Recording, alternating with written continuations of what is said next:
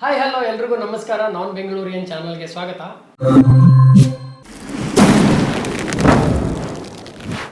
So ಇವತ್ತು ನಾನೊಂದು ಚಿತ್ರನ review ಮಾಡಬೇಕು ಅಂತ ಬಂದಿದ್ದೀನಿ. ಆ ಚಿತ್ರದ ಹೆಸರು ಬಂದು ಕೆರೆಬೆಟ್ಟೆ. ಸೊ ಅದಕ್ಕಿಂತ ಮುಂಚೆ ನಿಮ್ಗೊಂದು ಸಣ್ಣ ಝಲಕ್ ತೋರಿಸ್ಬಿಡ್ತೀನಿ. ಆ ಝಲಕ್ನ ನೋಡ್ಕೊಂಡು ಬನ್ನಿ, ಅದಾದ್ಮೇಲೆ ಮಾತಾಡ್ತೀನಿ.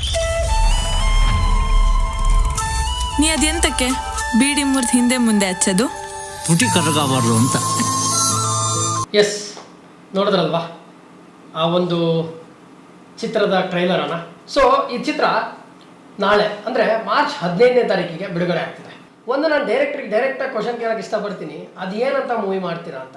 ಕನ್ನಡ ಚಿತ್ರರಂಗದಲ್ಲಿ ಎಷ್ಟೋ ಜನ ಹೇಳ್ತಾರೆ ಕನ್ನಡ ಚಿತ್ರಗಳಲ್ಲಿ ಕಂಟೆಂಟ್ ಇಲ್ಲ ಅಂತ.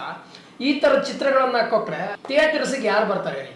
ನಿಮ್ಮ ಒಂದು ಚಿತ್ರದಿಂದ ಬೇರೆಯವ್ರಿಗೂ ಪ್ರಾಬ್ಲಮ್ ಆಗುತ್ತೆ ಅನ್ನೋ ಒಂದು ಸೆನ್ಸ್ ಬೇಡವಾ? ಯಾಕಂದರೆ ಒಂದು ಹಿರಿಯ ಕಲಾವಿದೆಯನ್ನು ಅದರಲ್ಲಿ ಆ್ಯಕ್ಟ್ ಮಾಡಿಸಿ ಅವ್ರಿಗೆ ಒಂದಿಷ್ಟು ಶಬ್ದಗಳಿಂದ ಅದಾದಮೇಲೆ ಆ ಹೀರೋಯಿನ್ಗೆ ಅಷ್ಟೊಂದು ಚಿತ್ರಹಿಂಸೆ ಕೊಡುವಂಥ ಒಂದು ಚಿತ್ರವನ್ನು ನಾನು ಹೋಗಿ ಕೂತ್ಕೊಂಡು ನೋಡಬೇಕಾದ್ರೆ ನನಗೆಲ್ಲೋ ಒಂದು ಕಡೆ ಬೇಜಾರು ಅನ್ನಿಸ್ತು. ಹಾಗೆ ಡೈರೆಕ್ಟ್ರಿಗೆ ಹಿಡಿ ಶಾಪ ಹಾಕಬೇಕು ಅನ್ನಿಸ್ತು.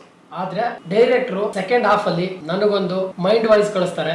ಏನಂದರೆ, ಸ್ವಲ್ಪ ತಾಳ್ಮೆ ಇರಲಪ್ಪ, ನಾನು ಒಂದು ಹೊಸ ಚಿತ್ರನ ತೊಗೊಂಬಂದು ತೆರೆ ಮೇಲೆ ಬಿಡ್ತಾ ಇದ್ದೀನಿ. ಸೊ ನಾನು ಸ್ಕ್ರೀನ್ ಪ್ಲೇ ಮಾಡಿದ್ದೀನಿ, ನೀನು ವೇಟ್ ಮಾಡು ಅಂತ.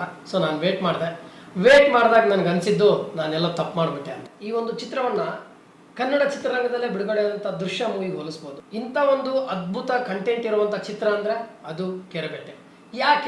ಯಾಕೆ ಕೆರೆಬೆಟ್ಟೆ ನಾವು ನೋಡಬೇಕು? ಕನ್ನಡ ಚಿತ್ರರಂಗದಲ್ಲಿ ಹಲವು ಸಸ್ಪೆನ್ಸ್, ಥ್ರಿಲ್ಲರ್, ಮರ್ಡರ್, ಮಿಸ್ಟ್ರಿ ಸ್ಟೋರಿಗಳು ತುಂಬಾ ಬಂದಿದೆ. ಆದರೆ ಕೆರೆಬೆಟ್ಟೆ ಒಂದು ವಿಶೇಷ ಸ್ಥಾನದಲ್ಲೇ ನಿಂತ್ಕೊಳ್ಳುತ್ತೆ. ಕಾರಣ ಅದರ ಕಂಟೆಂಟ್. ಮೊದಲನೇದಾಗಿ ಸ್ಟೋರಿ ಅದ್ಭುತವಾಗಿ ಹೆಣೆದಿದ್ದಾರೆ. ಕಾರಣ ಆ ಒಂದು ಸ್ಕ್ರೀನ್ ಪ್ಲೇ.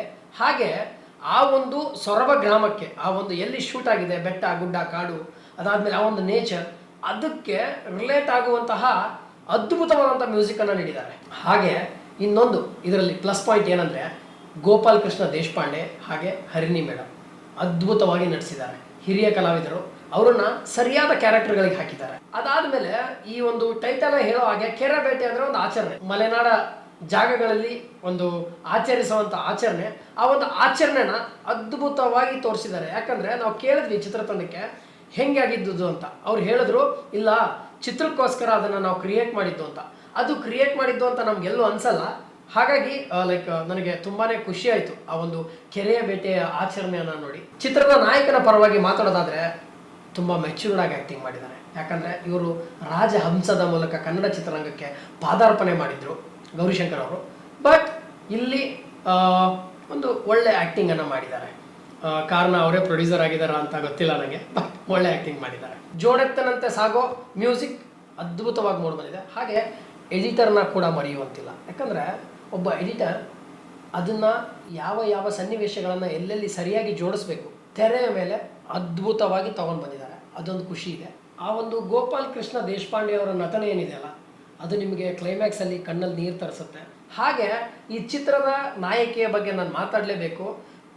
ನಾಯಕನಿಂದ ಅತಿ ಹೆಚ್ಚು ಹಿಂಸೆಗೆ ಒಳಗಾಗುವಂಥ ನಾಯಕಿ ಈ ಚಿತ್ರದಲ್ಲಿ ಬಿಂದು ಶಿವರಾಮ್ ಅವರು. ತುಂಬ ಅಂದರೆ ತುಂಬ ನೋವನ್ನು ಅನುಭವಿಸ್ತಾರೆ. ಆದರೆ ಆ ನೋವನ್ನೆಲ್ಲದನ್ನು ನೀವು ಕ್ಲೈಮ್ಯಾಕ್ಸಲ್ಲಿ ನೋಡಿದಾಗ ಅಬಾಬಾಬಾಬಾ ಅಭಿನಯ ಶಾರದೆ ಅಂತ ಅಂದ್ಬಿಡ್ತೀವಿ. ಈ ಚಿತ್ರದ ನೆಗೆಟಿವ್ ಬಗ್ಗೆ ಮಾತಾಡೋದಾದರೆ, ಮೊದಲು ಕಾಣಿಸಿಕೊಳ್ಳುವಂತಹ ಒಂದು ಪೊಲೀಸ್ ಪಾತ್ರ ಎಲ್ಲೋ ಒಂದು ಕಡೆ ತುಂಬ ಸ್ಟ್ರಾಂಗ್ ಆಗಿರಬೇಕಿತ್ತು ಅಂತ ಅನಿಸುತ್ತೆ. ಹಾಗೆ ಎರಡನೇದು ಬಂದು ಕಾಮಿಡಿ ಕಿಲಾಡಿ ಹಾಗೆ ಮಜಾ ಭಾರತದ ಆರ್ಟಿಸ್ಟ್ಗಳನ್ನು ಯೂಸ್ ಮಾಡಿದ್ದಾರೆ. ಅವರನ್ನು ಇನ್ನೊಂದು ಸ್ವಲ್ಪ ಚೆನ್ನಾಗಿ ಯೂಸ್ ಮಾಡ್ಕೋಬೋದಿತ್ತು ಅಂತ ಅನಿಸುತ್ತೆ. ಕೆಲವೊಂದು ಭಾಷೆ ಬಳಕೆಯಲ್ಲಿ ಪದಗಳು ಬೇಕಾಗಿರಲಿಲ್ಲ ಅನಿಸುತ್ತೆ. ಯಾಕಂದರೆ ಒಂದು ತಾಯಿಯನ್ನು ನಿಂದಿಸುವಾಗ, ಒಂದು ತಂದೆಯನ್ನು ನಿಂದಿಸುವಾಗ ಎಲ್ಲೋ ಒಂದಿಷ್ಟು ನನಗೆ ಬೇಜಾರಾಯಿತು. ಹಾಗೆ ಚಿತ್ರದ ಮೊದಲ ಭಾಗ ಎಲ್ಲೋ ಒಂದು ಕಡೆ ಸ್ವಲ್ಪ ಲ್ಯಾಗ್ ಅನಿಸುತ್ತೆ. ರಾಜ್ಗುರು ಅವರ ಡೈರೆಕ್ಷನ್ ನಿಜವಾಗ್ಲೂ ತುಂಬ ಅಂದರೆ ತುಂಬ ಚೆನ್ನಾಗಿದೆ ಅಂತ ಹೇಳೋಕ್ಕಿಂತ ನೀವು ಚಿತ್ರವನ್ನು ನೋಡಿದಾಗ ನೀವೇ ಹೇಳ್ತೀರಾ. ಸೊ ದಯವಿಟ್ಟು ನಾನು ಕೇಳ್ಕೊಳ್ಳೋದೇನು ಅಂದರೆ, ಒಳ್ಳೆ ಚಿತ್ರಗಳನ್ನ ಗೆಲ್ಸೋಣ. ಒಳ್ಳೆ ಚಿತ್ರಗಳಂತ ಯಾವಾಗ ಗೊತ್ತಾಗುತ್ತೆ ಅಂದರೆ, ಒಂದು ಥಿಯೇಟ್ರಿಗೆ ಬಂದು ನೋಡಿದ ಮೇಲೆ ಗೊತ್ತಾಗುತ್ತೆ. ಹಾಗಾಗಿ ನೀವೆಲ್ಲರೂ ಕೂಡ ಥಿಯೇಟ್ರಿಗೆ ಬರಬೇಕು ಅಂತ ನನ್ನ ಆಸೆ. ಸೊ ದಯವಿಟ್ಟು ನೀವೆಲ್ಲರೂ ಥಿಯೇಟ್ರಲ್ಲಿ ಬಂದು ಈ ಚಿತ್ರವನ್ನು ವೀಕ್ಷಿಸಬೇಕು, ಈ ಚಿತ್ರವನ್ನು ಗೆಲ್ಲಿಸಬೇಕು ಅಂತ ನಾನು ಕೇಳ್ಕೊತೀನಿ. ಶ್ರೀಹರ್ಷನ ಹಾನೆಸ್ಟ್ ರಿವ್ಯೂಗೆ ತೆರೆ ಎಳಿತಾ ಇದ್ದೀನಿ. ಅಪ್ಪ ಮಗಳು ಎಷ್ಟೇ ಸ್ವಕ್ಕೆ ಉರಿತಿದ್ರಿ.